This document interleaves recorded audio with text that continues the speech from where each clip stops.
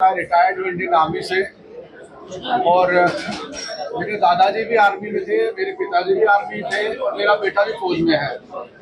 मैं हिंदी में आप लोगों को 2-3 मिनट में बताना चाहता हूँ क्रक्स ऑफ द स्टोरी क्या है। ये कॉलोनी बनी थी फौजियों के लिए, तब मैं पैदा भी नहीं हुआ था। मैं पैदा भी नहीं हुआ था उस टाइम पे। ये कॉलोनी बनी थी कोऑपरेटिव सोसाइटी, जिसका पर्पस था welfare of the Indian army soldiers जो उस टाइम सर्विंग थे और जो रिटायर्ड हो चुके थे। लेकिन किसी कारणवश कॉलोनी की डेवलपमेंट जो 72 से लेके 90 तक ज्यादा नहीं हुई और जो फौजी थे वो ज्यादा से ज्यादा रहते थे गांव में। रिटायर्ड जेसीओ साहब लोग थे, जवान थे, कुछ ऑफिसर थे। कुछ ऑफिसर्स ने यहाँ घर बनाए, कॉलोनी की डेवलपमेंट शुरू हुई और जैसे नेशनल हाईवे जो आप जानते हैं बाईपास बना तो कॉलोनी की वैल्यू बहुत बढ़ गई।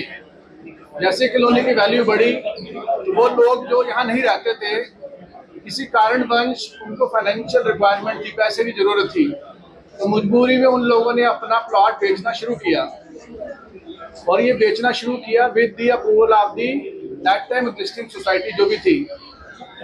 अब क्या हुआ, over a period of time society change होती है। जैसे रूल है 3 साल के बाद में सोसाइटी नहीं बनती है। किसी कारणवश पिछले 10 सालों में सोसाइटी नहीं थी।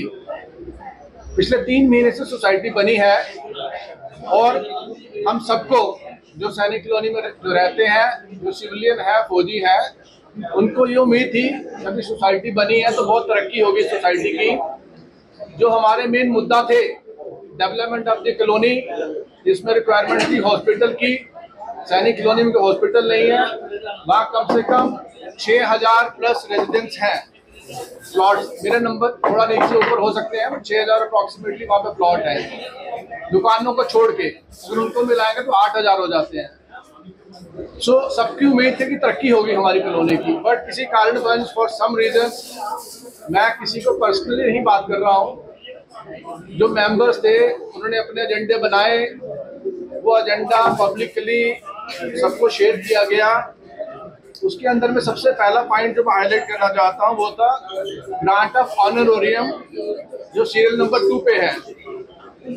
ये जो मेंबर्स थे इन्होंने अपना, जब ये वोटिंग के लिए आए थे आगे, इन्होंने लिखा था, अपना एजेंडा बनाया था, हम ऑनरोरियम नहीं लेंगे। सबसे पहला पॉइंट जो उन्होंने वायलेट किया वो सीरियल नंबर 2 है। अब ये पॉइंट आना नहीं चाहिए एजेंडा में। जब आपने एजेंडा में लिखा था अपने एजेंडा में कि हम ऑनरोरियम नहीं लेंगे, हम free of cost social service करेंगे सोसाइटी के लिए। दूसरा जो पॉइंट है amendment to the existing laws of 1972, जब सोसाइटी बनी थी उस पे जैसे सर ने बताया कि सर तो ओरिजिनल अलॉटी है, मेरे फादर भी ओरिजिनल अलॉटी है वहाँ पे सैनिक कॉलोनी में। उस पर कोई क्लॉज नहीं है कि आप अपना प्लॉट नहीं बेच सकते हो। उस टाइम पे 1972 में 1500 रुपया भी बहुत बड़ा एक अमाउंट होता था फौजी के लिए, जेसीओ जवान के लिए, and similarly 3000 for the officer. तो क्या हुआ, over period of time value बढ़ गई, लोग रिटायर्ड हो गए। J&K डिस्टर्ब स्टेट है, कुछ लोग जम्मू से बाहर चले गए, अपने अपने घर बना लिए। अब 2 घर मेंटेन करना एक छोटे परिवार के लिए पॉसिबल नहीं है, तो उन्होंने अपना प्लॉट बेचना शुरू कर दिया। फिर कॉलोनी में एजीएम में अमेंडमेंट आया कि ये जो सोसाइटी है वो सिविलियन को बेच सकती है। उसके बाद ये बेचने का प्रोसेस शुरू हुआ 1992 में। अब दोबारा ये सोसाइटी जो बनी है, जो मेंबर्स हैं, इनका एजेंडा ये चाहते हैं कि हम para 9 of the society rules and regulation, जो बाईलॉ, उसको अमेंडमेंट करना चाहते हैं। अमेंडमेंट क्यों करना चाहते हैं,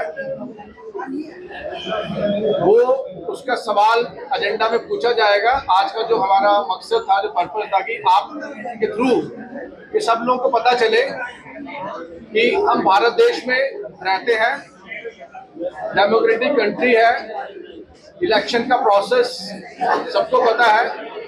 इलेक्टेड मेंबर जब चुन के आते हैं तो उनका काम है अच्छा काम करना। जो अच्छे काम का पॉइंट थे उसमें से एक भी एजेंडे में नहीं आया है।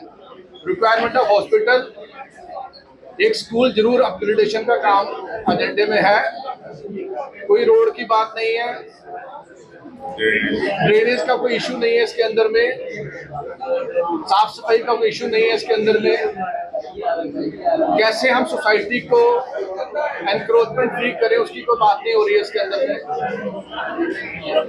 खाली सिविलियन और फौजी में डिवाइड करने का इशू है, वही एजेंडा दिखता है।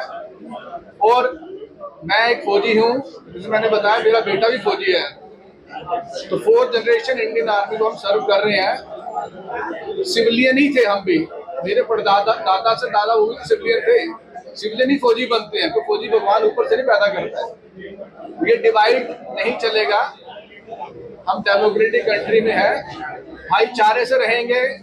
इंडिया पाकिस्तान नहीं बनाना है, मिलजुल के रहेंगे। दूसरा जो पॉइंट है, जो भी मैं एक्टिवली इन्वॉल्व नहीं हूँ, बट जब कोई गलत होता है तो उसके लिए खड़े होना हमारा एक फर्ज है as a responsible citizen of the India.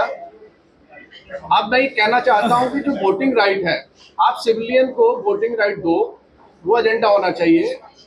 आप इलेक्टेड मेंबर फौजी ही रहो, फौजी ही खड़ा हो सकता है, मेंबर बन सकता है, बट वोटिंग राइट सबको होना चाहिए। जैसे सबने बताया 1400 फौजी बचे हैं, बाकी सारे सिविलियन हैं। तो 1400 को अगर आप प्रोपोर्शनेट करोगे तो आप 30% भी नहीं हो फौजी। तो ये एक जो मोटा मुद्दा था, मैंने आपको बताया। अभी हमारे